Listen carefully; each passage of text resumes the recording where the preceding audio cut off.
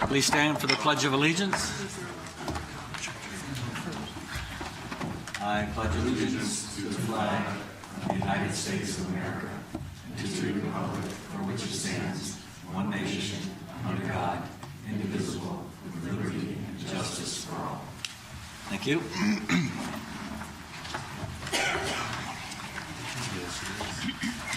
Clerk, if you'll please read the prepared statement and call the roll. May 22nd, 2018. Please be advised this meeting is being taped for audio and video broadcast. The meeting will also be closed captioned, and it's important that everyone speak clearly into the microphones and only one person speak at a time. Assisted listening devices are available. Mr. Burnett. Present. Mr. Corsello. Here. Mr. Sachinelli. Here. Ms. Smith. Mr. Stern. Here. Ms. Melendez. Here. Mr. Ioannidis. Here. Ms. Bowman. Here. Mr. Sims. Mr. Kites. Here. Ms. Siegelbaum. Here. Mr. Hempstead. Mr. Ioannidis. Here. Mr. Igneri. Here. Mr. Livingston. Here. 12 present. You have a quorum. Well present, we have a quorum. Next item on the agenda, acceptance of the minutes of the regular meeting of May 8th, 2018. Do I have a motion? So moved. Mr. Igneri moves. Any corrections, deletions, omissions? Seeing none, all in favor? Opposed? Abstentions? Motion carries. Public participation. Do we have a sheet?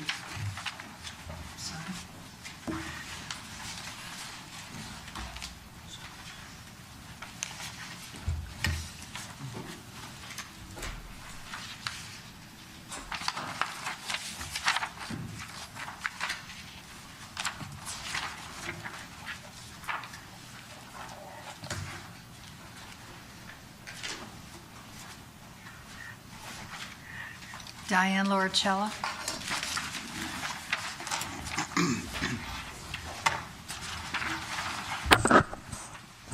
Good evening, Mr. Mayor and Council. Tonight I am downstairs having a fabulous time at the POCD special topics meeting, but I wanted to come here tonight just to suggest some slight changes. I want to thank the Ordinance Committee for taking a look at the new ordinance, and that would be section C4 on your agenda. The first thing I'd like to suggest is a slight title change, because we know what you all are talking about, but when the public comes in, we of course don't want to see any loopholes, and I would suggest that simply you suggest a change in the following. Instead of what you see before you at item 4 under ordinance, you consider something to change slightly, such as prohibition of waste from natural gas extraction activities, and then instead of the word within, add these two words instead, from entering the city of Norwalk. Because the way it looks is that we are prohibiting fracking taking place in Norwalk, and geologically that's not going to happen. And I know it seems natural, but it is a confusing title, and of course I know that Corporation Counsel likes things to be nice and succinct. Secondly, in section C, from my recollection, it was not discussed rigorously in public, but the word public was added at some of your behest. I think that adds a loophole, because we have a lot of private development going on now with a lot of cement being poured and a lot of other activities that could utilize some of the frack waste or fracked waste. There are different ways of incorporating it into building materials and road and salting of roads and that sort of thing, a private property. So I'd like you to consider deleting the reference just to the public. Now, if that is something that would cause you to have to send it back to committee, I think it's such an important loophole that it should go back to committee and be discussed more fully with a lot more discussion with the public. Lastly, under F1 enforcement, while I understand that many departments said, hey, I don't want this, give it to them, I think that it would be better if you limited it to certain committee departments, and I suggested the fire department, which has a lot of extensive hazmat knowledge and training, and the health department. And then, of course, the purchasing department could be just assisting them. But as far as actual enforcement, I think health department and the fire department have the training that you need to help identify these things and then refer it to DEP. So I thank you for your time. Please consider my changes. Thank you. Thank you, Ms. La Rochella. That's the only person who has signed up for addressing the council. Is there anybody else that has maybe entered late? Please come down and state your name, address, and your item. My name is Lisa Stewart. I was a proud Norwalk resident for 30 years until the end of 2014, and now I'm a board member of the Norwalk River Watershed Association. So I too am speaking about the fracking waste ordinance that's on the agenda tonight, and I wanted to second some of what Diane said about the concern about Section C and the prohibition section, having added in the word public roads and public real property. I live in South Wilton right now. Every time I get on the highway, I pass those 880 units that are being built right on Glover Avenue. They're right on the river. If they were, right now we're protected, I believe, by the moratorium, but if they were to be built using this waste and the materials break down prematurely, all that stuff's going right in the river and right into the sound ultimately. I know Avalon has hundreds of units. If they have an opportunity to buy cheap salt or sand or brine to de-ice their property, you know, they may take advantage of that as well. I know that we have concern about enforcing the ordinance in terms of improper use of these materials, even if we do ban them. But I guess just as a layperson, I wonder, we ban asbestos, we ban lead paint, we ban a number of things because we know how harmful they are to people. So I guess I'm struggling to see how this is different and why we wouldn't want to ban it from public and private construction, so that we have recourse in the case that someone does break the law and we can hold them accountable for the cleanup rather than it falling upon the taxpayers. So that's what I had to say. Thank you. Thank you. Anybody else wishing to address the council? Seeing none, we will close the public participation.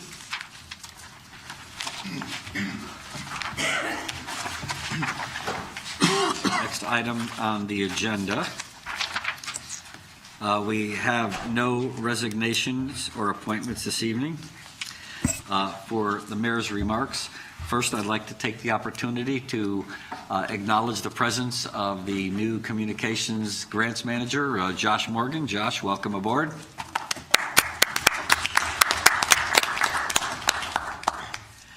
Secondly, this Sunday, May 27th, is the annual Rowayton Memorial Day Parade. It starts at around noon, right outside the Rowayton Civic Center on Highland Avenue. It's always a nice event, a community event, and there's, more importantly, there's even free hot dogs afterwards. So come on down and join the festivities. It's always a lot of fun to be down in Rowayton and to remember the men and women who lost their lives in service to our country. A good segue into the annual Norwalk Memorial Day Parade is Monday. You have it's May 28th, Monday? Ms. King? Yes. May 28th, Monday? Yes. Or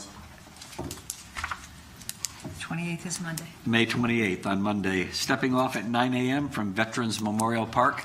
Again, this year, I know that most people recognize that the past 2 years we had to cancel the parade due to inclement weather and fear of lightning and all kinds of bad things that we were afraid might hurt some of the young people marching in the parade. But this year, we are determined to go forth regardless of what kind of weather we have, tornadoes, hurricanes, earthquakes. But the parade will go on because it's right that we, Norwalk honors our veterans and our deceased military men and women in a manner which most other communities do not. and I'm very proud of that fact. This past weekend, we had the Shea McGrath Memorial, which is a time when we remember the two citizens from Norwalk, residents of Norwalk, who received the Medal of Honor for their heroic actions, John McGrath in World War II and Dan Shea in Vietnam, both of whom gave their lives saving their patriots, their compatriots. So it's really very important, not only that we come out to the parade, but it's more than just a parade, and it's an opportunity to talk to our young people about why we're a free country and all the obligations that come with being a free country, and how we honor the memory of the men and women who allowed us to vote, allow us to speak our mind, allow us to peaceful assembly, and all the other rights that we have under the Constitution, and in being a member of this great nation. Next Saturday, June 9th, is Pride in the Park on the grounds of the beautiful Lockwood Matthews Mansion. It's an all-day event. If you haven't attended in the past, I would encourage you to attend. It's really a remarkable event which reflects on the diversity of the city of Norwalk and how we welcome people from various ethnicities, various religions, various races, and various genders and so forth. So it's really a great opportunity. It's a lot of fun, and just one of the many, many things that we have here in Norwalk. So please, the next weekend is the Memorial Day weekend. Please have a wonderful, safe Memorial Day, and remember the men and women who gave their lives serving our great nation. Mr. Kaides. Thank you, Mr. Mayor. Tonight, I believe, Mr. Stern, you'll be reading the consent calendar. Yes. Thank you, Mr. Kaides. The following items are going to be on our consent calendar. Roman numeral 6A1, authorization to settle claim. Austin Gettner, PPA Amy Gettner versus City of Norwalk et al. Item 7A1, technical correction of Common Council action on March 27th, 2018. Item 7B1, to revise setup, date and time, original Saturday, June 2nd, 2018 at 9 a.m. New action to read as follows. Authorize the mayor, Harry W. Rilling, to enter into an agreement with 99 Bottles for the use of Oyster Shell Park for the 99 Bottles Craft Beer Festival to be held on Saturday, June 2nd, 2018 from 2 p.m. to 5 p.m. Set up to take place Friday, June 1, 2018 at 2 p.m. with tear down no later than Saturday, June 2nd, 2018 at 10 p.m. Estimated attendance 1,200. Item 7A2, technical correction of Common Council action on April 24th, 2018. Item 7B2A and 2B to include a rain date. New action to read as follows.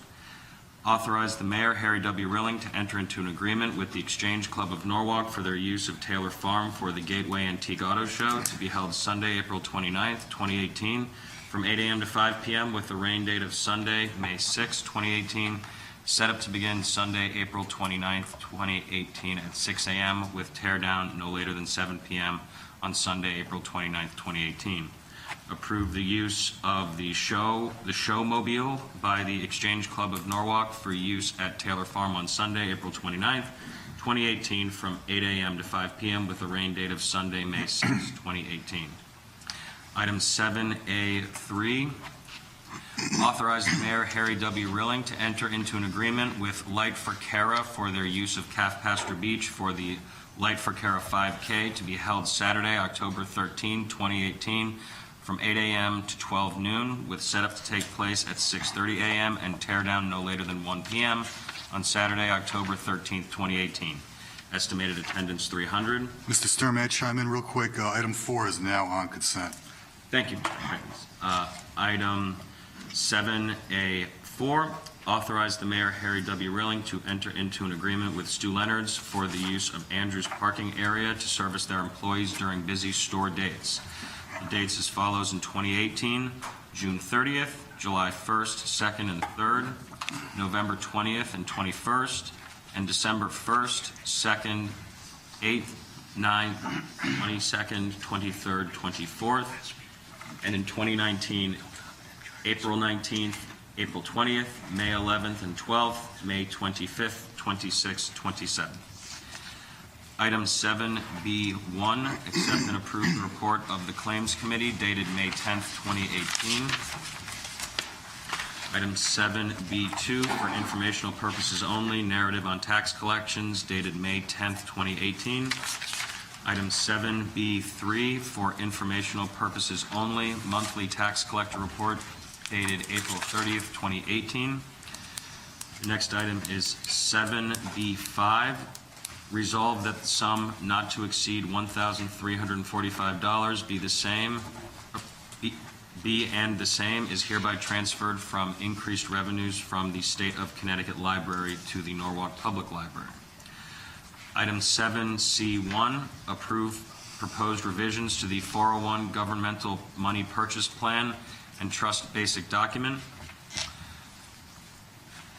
The next item will be item 7D1A, authorize the purchasing agent to issue a purchase order to Commercial Heating Supply, a division of Torco Company, for the purchase of boilers for the Cranberry School Boilers Replacement Project for a total not to exceed $74,551, capital budget account noted, and Norwalk Public Schools State Alliance 2 grant account numbers noted.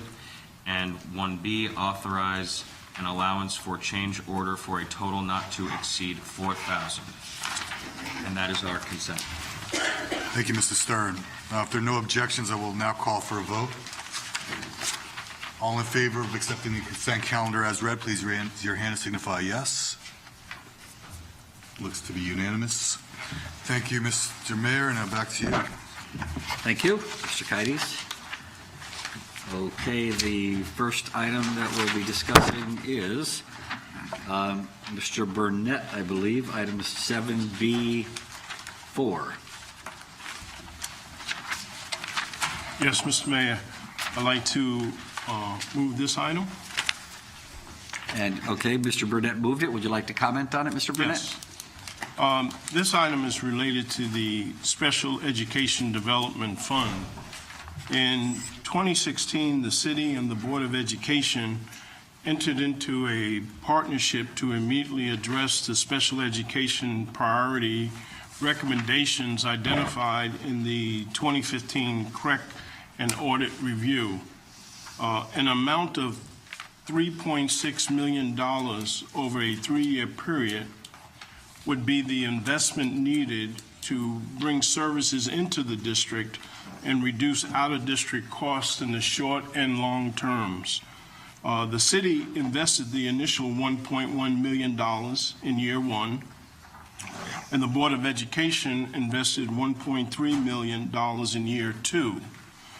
This approval tonight is the third and final year of this investment, with the city investing $1.2 million. We're seeing improvements in the special education offerings, but with more work still to be done. And we look forward to continuing to partner with the Board of Education to provide the best student learning experience. Thank you. Further discussion? Mr. Well, Kites. seeing that we have this opportunity, Mr. Hamilton, if you don't mind, I have a quick question for you, and I'll keep it brief. Have we reached the savings that we expected from this initiative? We are on track to achieving the savings that we had anticipated, yes. And we have been we have a special education ad hoc committee that our board has formed that meets on a regular basis, and we provide them with periodic updates. And so we know now that essentially we are the two accounts that have sort of were escalating the most rapidly and which were of the most concern financially were the out-of-district tuition account, because we had so many students being placed out of district. And those numbers had been running in 2013-14. They ran about $8.5 million. They peaked in 2016 at 11.5 million. Then they declined down to 10.6 million in 2017. Obviously, we're not done with 2018, but we think 2018 may decline a little bit further from last year. So we are absolutely seeing savings in out-of-district tuition. We also know that the number of students who are outplaced has declined as well. So we are definitely achieving savings in that area. The other accounts that we're looking at, keeping an eye on related to this is contracted services for various professional services associated with providing special education services to our students. And again, in 2013-14, expenditures were about 3.4 million.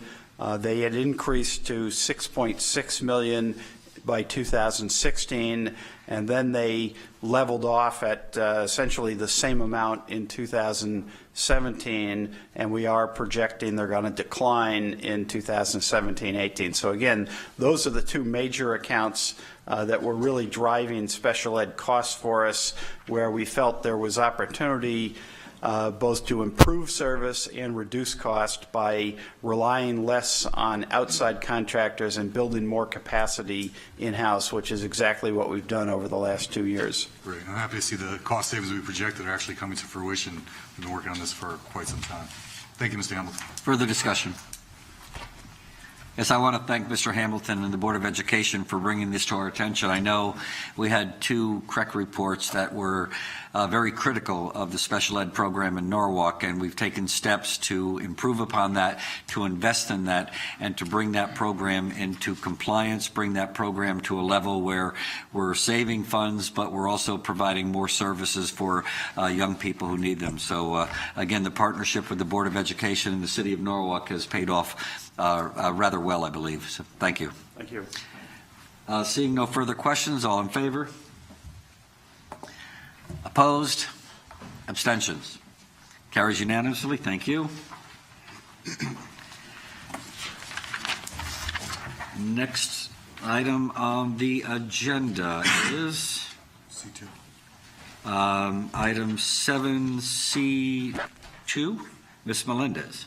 Thank you, Mr. Mayor. On 7C2, under the Ordinance Committee, approve proposed revisions to Article 2, signs on streets and highways. A, 21-19, permits required fee. B, 21-21, requirements are signed. I'd like to move this item. Ms. Melendez, move the item. Would you like to speak on it? Not right. Not right now. Mr. Mr. Livingston. Yeah. Thank you, Mr. Mayor. I just want to briefly speak to it. This issue first came to my attention a couple of years ago when I visited Bucarelli Farm, which has been around about more than 50 years and is one of the city's last family farms. And despite the fact that they had been posting signs advertising their produce for as long as anyone can remember, they ran afoul of the city's sign ordinance. And I should note that I wasn't the only one to become aware of this. The Norwalk Hour in a 2017 editorial asked the city to, quote, find room for compromise, end quote, on the issue. So these proposed amendments are intended to do just that. They would permit farms, as defined under the state statute, located within the city, to erect up to 7 signs on a seasonal basis, in each case as approved by the traffic authority, to make sure they comply with the necessary safety and other issues. And I know some people have said we have a citywide sign problem, and I think that's something the Ordinance Committee may want to consider in the future. But I think we have an immediate issue right now. We have a local farm that has a limited season, and this is something that is crucial to their business. And I also want to note that, equally important, the state has recognized the importance of agriculture and farming to the state, both in terms of history and economic benefit, and has recommended that communities throughout the state allow adequate and effective signage. And this ordinance change would do just that, and it's consistent with the recommendation, so I heartily support it. Further discussion? Mr. Carcello. I've been eating Pucciarelli Farms sweet white corn since I was a little kid, and I look forward to it every year. And I don't like to be here. I think perhaps if proper discretion was used, we wouldn't be here. But in any event, I don't think this ordinance does what we want it to do, which is help Butcherelli Farms, because it allows the signs to inform of the existence and location of a farm, period. And then it gives the definition of a farm, 1-1Q, paren Q in Connecticut General Statutes, which includes premises where shellfish, oysters, clams are harvested, in addition to orchards and tree farms. So this is not narrow, and it doesn't allow them to advertise the fact that they have items for sale. But the real issue I have is the practice of carving out a special exception for a specific commercial or special interest. It's not a good way to legislate. It's not a good way to make law. And this is not carving out a special exception. We are actually asking to pass tonight an ordinance which makes a provision for one particular entity, and I don't even think it does that. But I think it's a very bad practice, very bad habit to get into, and although I love the corn and I love the concept, I just cannot support it. Thank you, Mr. Crisella. Further discussion? Yeah, Mr. Livingston. We've had this discussion, but I just want to comment on a couple of things. It is broader than just the Buccarelli Farm intentionally.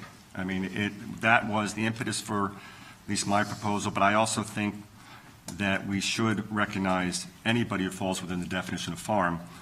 There aren't that many, by the way. There may be one or two. But also the definition we use is the definition that has been recommended by the state that we use. It may not be perfect, but I think, as I said, it's consistent with what the state is looking for. It supports farming in the state, albeit we did look at it in the context of Buccarelli Farm. It would help other farms as well, and I don't think that's such a bad thing.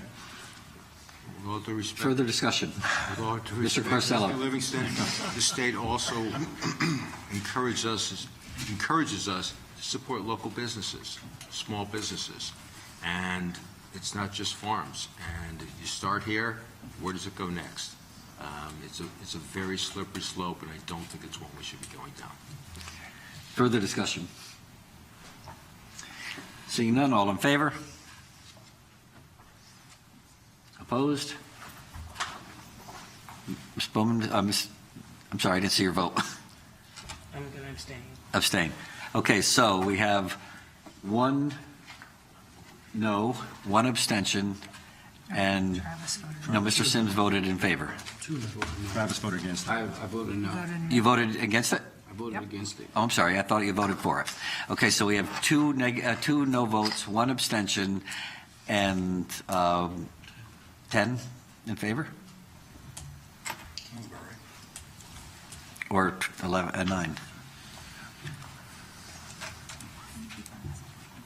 10, right? 10. 11. Motion carries. Thank you. Next item on the agenda, Ms. Melendez, item 7C3. Thank you, Mr. Mayor. 7C3, approve proposed revisions to Article 3, tax relief for the elderly and disabled homeowners. A, 103-6 eligibility. B, 103-12 amount of benefits and the annual adjustment. I just want to speak very briefly to this. Since I've been on the council, we have continuously address this ordinance to be able to benefit and to help some of our most vulnerable constituents, the elderly, many of whom are on fixed income.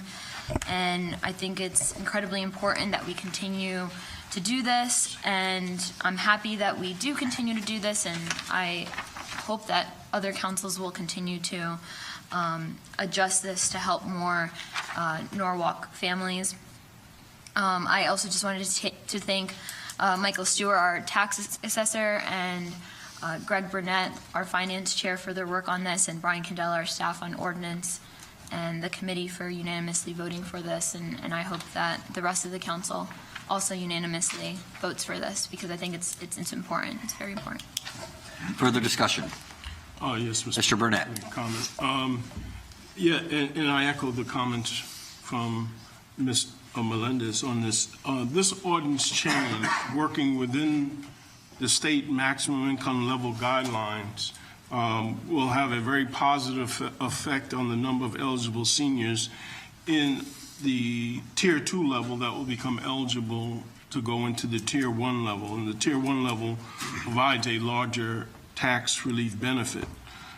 This ordinance would also increase the amount of tax relief benefit. So we're estimating approximately 1,140 households, that's Tier 1 and Tier 2 combined, will receive tax relief, which is up from fiscal year 2015-16. The Tier 1 maximum benefit will increase from $1,450 up from $1,400 in fiscal year 2017-18, and the Tier 2 maximum benefit will also increase from $800 to $750 in fiscal year 2017-2018. While the increases are not extremely large, any assistance helps those seniors in households with the highest need for financial support. And I also want to thank Mike Stewart and his team for putting this initiative forward and keeping a pulse on the needs of our seniors. Thank you, Mr. Burnett. Further discussion? Yeah, if I don't mind chiming in. Mr. Kites? Yeah, I think this mayor and this council have done a great job with expanding senior tax relief over the years. And one thing that I like to, it's not directly related to the language of this ordinances, but I do still believe that we need to get the word out about its availability. I think we've done quite a bit over the years of trying to get the word out with promotions and sending letters. And fortunately, a lot of our seniors are still, homebodies, which I'm often called myself. But I mean, if you know anybody at home, anybody here, if you know some seniors, mention it to them, get the word out. It's available and it's very beneficial. Thank you. Further discussion, Ms. Bowman. Yeah, we discussed this in Finance Committee, and Mr. Stewart did a great job in paying close attention to this project and expanding the numbers that can be reached. We want to make sure that churches, communities, community centers, different things, we want to make sure that folks are aware that this is available. So basically, the income ranges have increased for which you're eligible. So say, for example, you have a senior and a caregiver living. Now you have more breathing room so that those folks will not be denied the senior tax relief. So hopefully more individuals will come out and apply.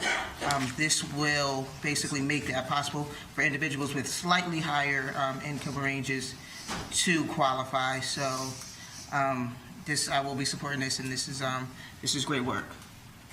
Thank you. Further discussion? Yeah, I think for the first time, was it last year, that we had a public information session where we gave out LED lights, invited seniors to come and learn, and Mr. Stewart and his staff gave a very informative presentation on what it takes to apply and how to apply and what their eligibilities are. And I would encourage that we do that again, that we have something like that on a Saturday morning where seniors can come out, get some LED lights. I know we have some more left. And also to have Mr. Stewart and his staff make a presentation, and we should do something, do a press release in the hour and on Nancy on Norwalk to notify people of when that session is going to be. I've always said for a long time now that unfortunately in Connecticut, we rely so heavily on property taxes, and it's very punitive to the people that live on fixed incomes and other people who are at the lower spectrum of the income range.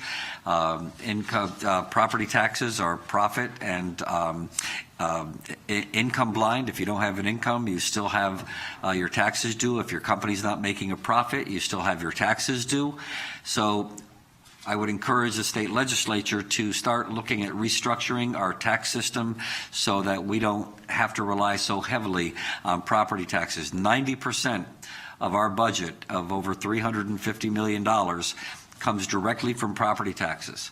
We're one of 4 states that rely so heavily on property taxes, and it's just very punitive, and we need to really think about that. So, again, I want to thank Mr. Stewart. I want to thank the Ordinance Committee and the Council at large. This is the 5th year in a row, I believe, that we've had senior tax relief in order to allow seniors who are living on fixed incomes, whose mortgages are probably paid, and they barely can afford their property tax. So, again, thank you to the Common Council for doing that. With that, I'll call the vote. All in favor? Opposed? Abstentions? Carries. Thank you. Ms. Melendez, item 7C4. Here, it feels like I'm running this meeting now. You're doing a good job. 7C4, approved proposed new ordinance prohibiting natural gas waste and oil waste from natural gas extraction activities within the city of Norwalk. I'd like to move that, Mayor, and speak to it very briefly. Ms. Melendez has moved the item, and Ms. Melendez, you have the floor. Okay, so I'm going to speak very briefly because my partner in District A here, Chris, will speak a little bit more to it. But I just wanted to say, I've been on the council now. I think this is my 5th year, and with this particular issue, chairing ordinance committee meetings tend to be, pretty small. In attendance, you do what you need to do, you have your discussion, and usually the Common Council is where we get the crowds. But I just thought it was important to mention how incredible it was that the first time we even discussed this issue, we pretty much emptied out the second floor with chairs, trying to get the chairs in. The fire marshal probably would have been upset about what we did in that room, but there were so many people, so many Norwalkers who came out to express their feelings about this particular issue and how important it was to them and to their future, to Norwalk's future.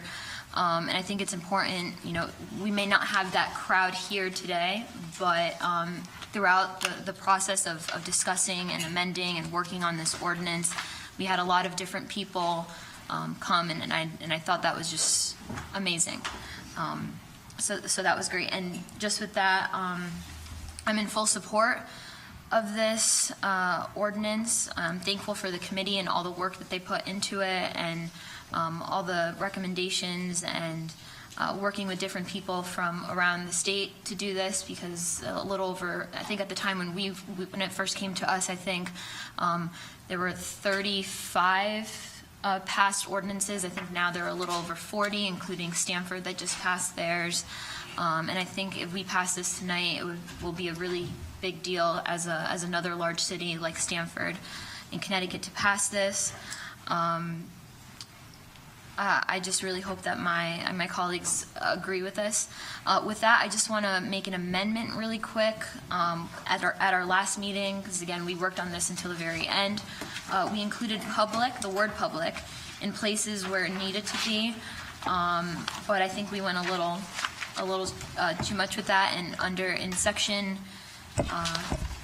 4, in C, prohibitions, section 4. No, wait. 1. Sorry, 1. I'm just going to amend to take out the word public in that first thing twice. So.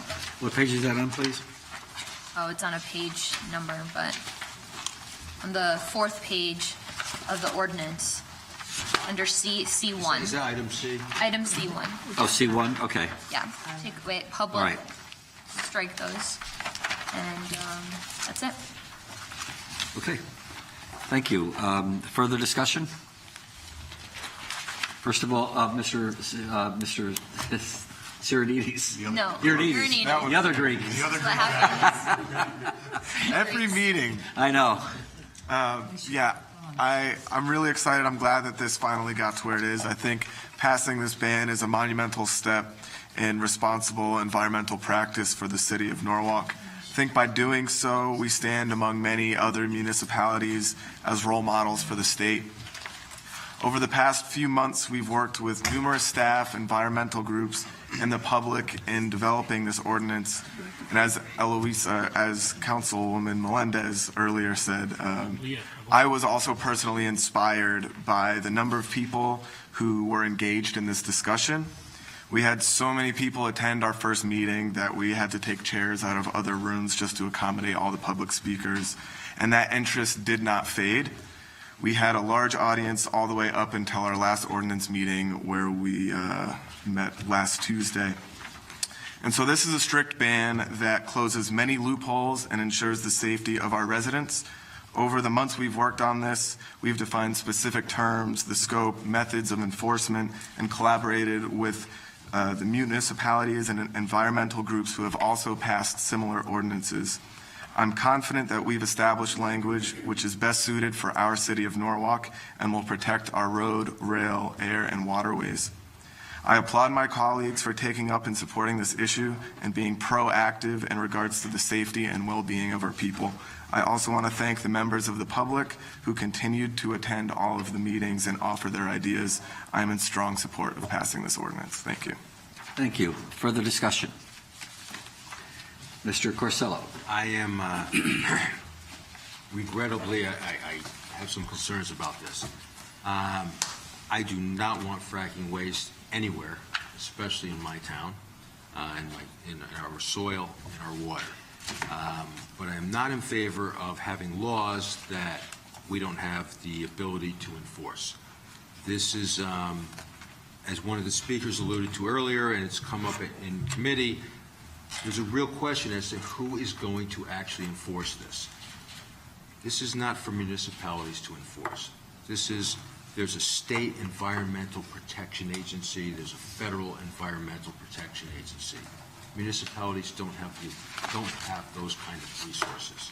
So here you're going to have a law in the books that's not going to get enforced, which my concern is sometimes fosters disrespect for the law. What we're really doing here is we're saying we're against fracking waste contaminating our soil and our waters. If we want to do that just to feel good, let's do it by way of resolution. Let's not pass a law that we can't enforce. Further discussion? Ms. Bowman. Yeah, and I'm just going to abstain on this because I don't really know too much about it. I know there were some just different opinions on it. But to that point of ordinance laws that we can't enforce, I think that's an important issue because what it does is it creates discrimination or there's a bias because you have laws like, drug dealing that the police always enforce. So this also came up with the noise ordinance where the police told us, and I think now they have more instruments. They didn't have the instruments to enforce the noise ordinance, which means just by the nature of them not being equipped, anyone who was breaking that law never really had to pay for it. So, and then you have residents who will want us to be held accountable for it.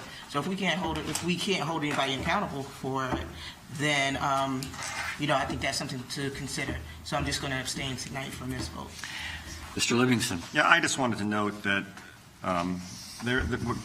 Section D of this provides a specific language regarding city contracts, which, as we know, are some of the biggest contracts for paving and road maintenance and public works. And that requires that all requests for bids and proposals, as well as the contracts and performance themselves by the contractors and their agents, do not use natural gas waste. So that alone stops a lot of this potential fracking waste being used in our city. So I think that alone is worth it. Further discussion? Mr. Sims. Yes, I'll be echoing similar comments to Mr. Purcell and Ms. Bowman. I'm going to actually be abstaining from this as well for those same very reasons.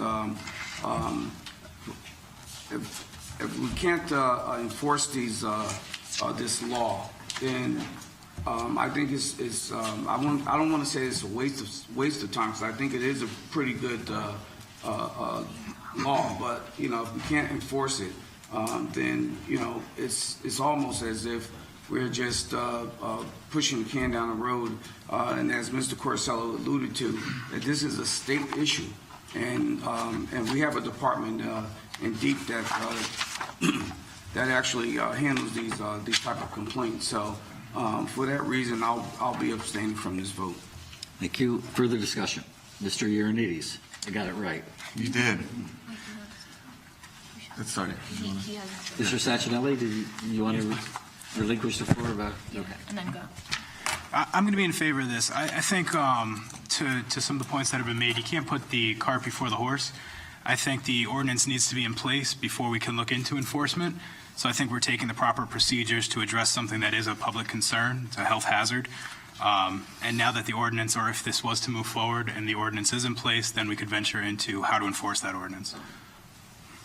Mr. Ioannidis.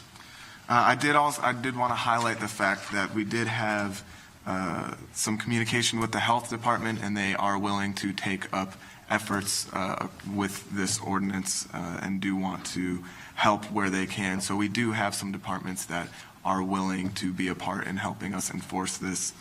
As far as the issue of the state, this is a more strict ordinance than what the state currently has in place, which I think is very important because we want to make sure that we are being proactive in keeping our city safe. So to leave it up to the state is not something that I think we should be doing as a city. I think it's important that we be leaders, especially when it comes to environmental issues. And I really see this as joining with many other municipalities in the state to kind of show that we need to really care about this and really care about our environment and the health of our citizens, and to not leave it to the state to fight our battles. I think we definitely have the capabilities here in Norwalk, and we should take this up. Thank you.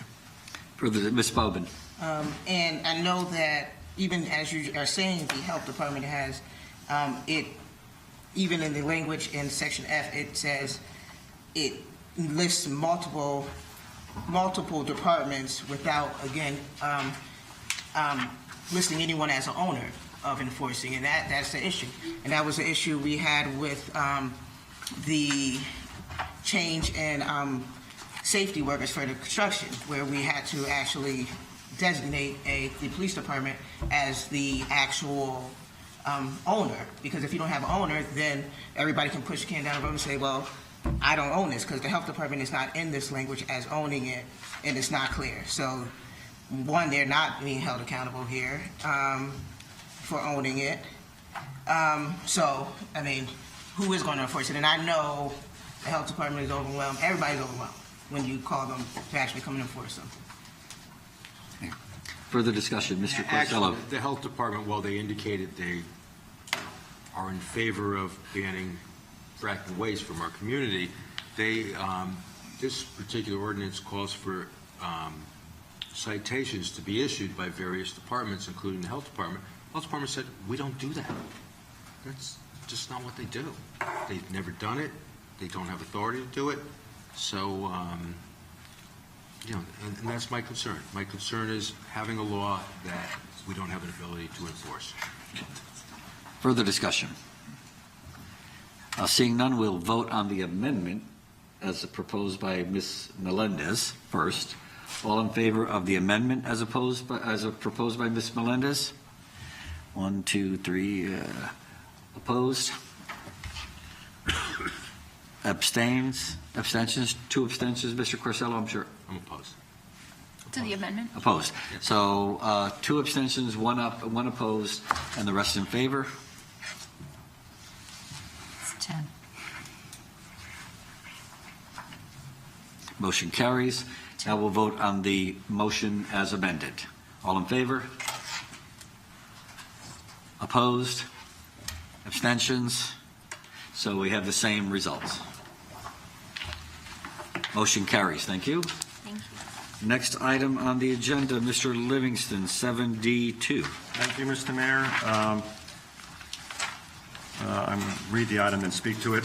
7D2, authorize the Mayor Harry W. Rilling to execute on behalf of the City of Norwalk the document titled Administrative Settlement Agreement between the City of Norwalk and the State of Connecticut for the state to obtain certain property rights from the city's property at 10 North Water Street, Norwalk, Connecticut, where the Maritime Aquarium is located, and for the functional replacement of the IMAX Theater and other improvements at the Maritime Aquarium. So we discussed this item a couple of meetings back where we authorized the city to move forward with negotiating the arrangement. And this agreement provides for the city to grant certain easements for the state necessary for the replacement of the walk bridge in exchange for a payment of $2.165 million. It also importantly provides that the state will pay for the functional replacement of the parts of the Maritime Aquarium demolished as part of the project, including most notably the IMAX Theater, which has to come down, as well as the annex and the seal tank and other parts of the building and its accompanying structures. What's interesting about this, and I think really worthy of note, is we've been told that this is the only time that this provision has been used, that is, the functional replacement provision has been used. And that it's really important because without that provision, the cost to replace the building would have been given at the appraised value, which is approximately $22.5 million, whereas under this provision, the functional replacement, the cost of the reimbursement is estimated to be more than $34.5 million. That's a excess of $12 million more. So I really commend the lawyers involved in this from the city side and the Maritime Aquarium side for negotiating a great arrangement there. And I know people have raised the issue, well, geez, it's a city building, is the city going to get stuck with some extra costs? And I just, to that point, want to read one sentence from a letter or agreement from the Maritime Aquarium to the city.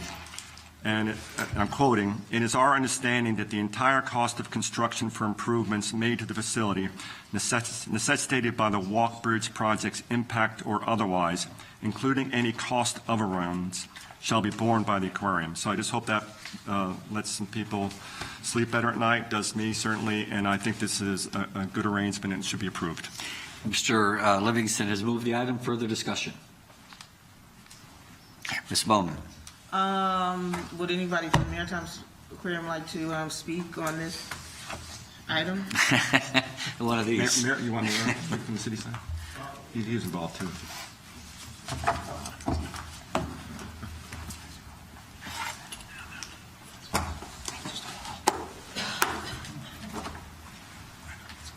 Michael Widlin, Chairman of the Aquarium.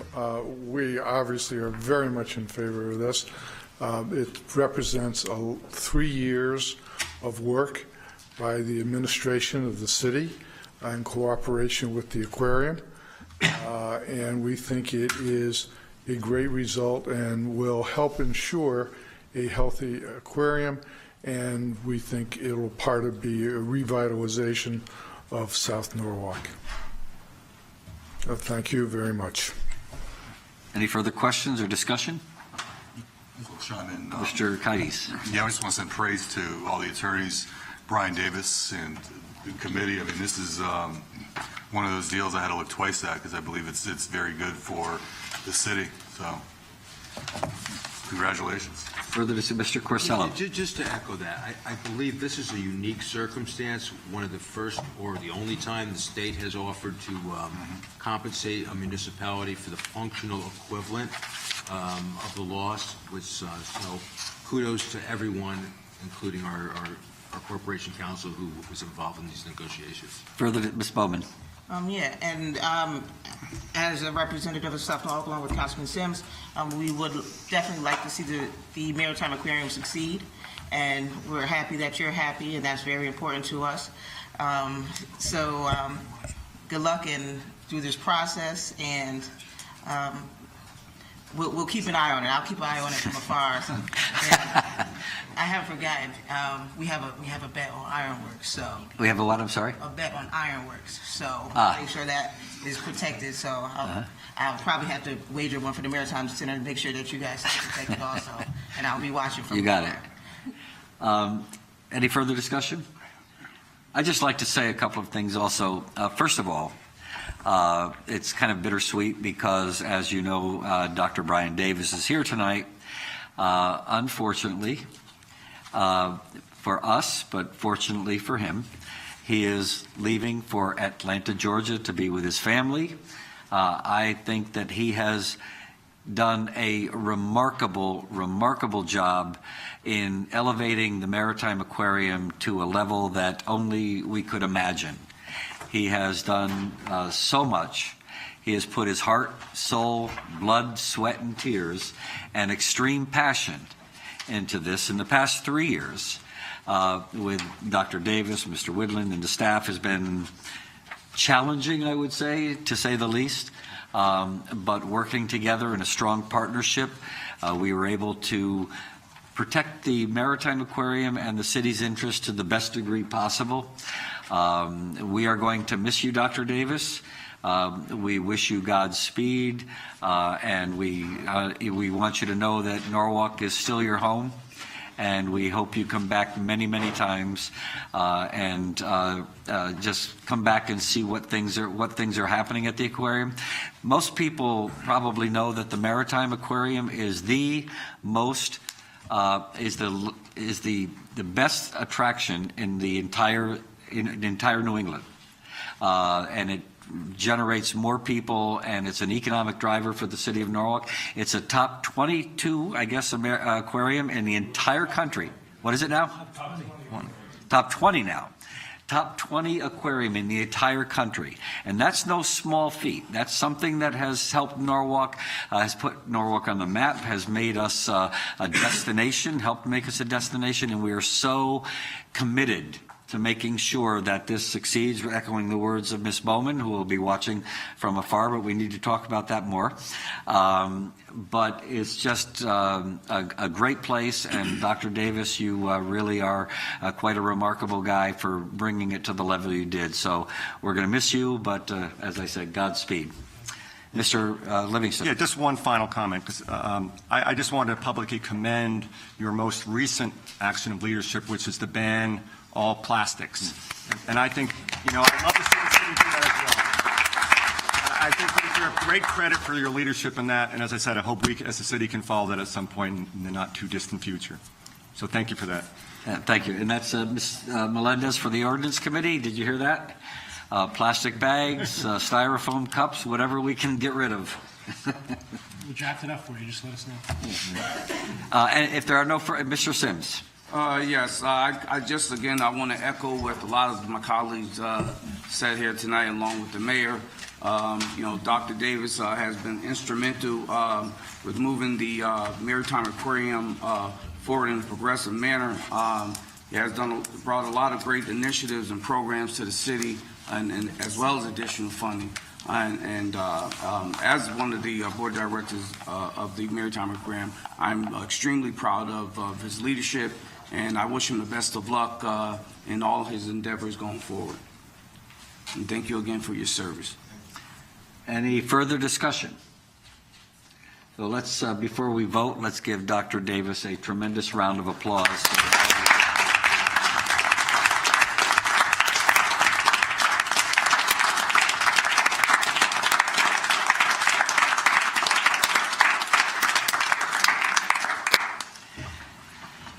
Having gone through that, I can imagine where the vote's going to go, but let's do it anyway. All in favor of the motion? Opposed? I didn't think so. Thank you. Mr. Igneri? There's something else? Motion to adjourn? All in favor? Aye. We're adjourned.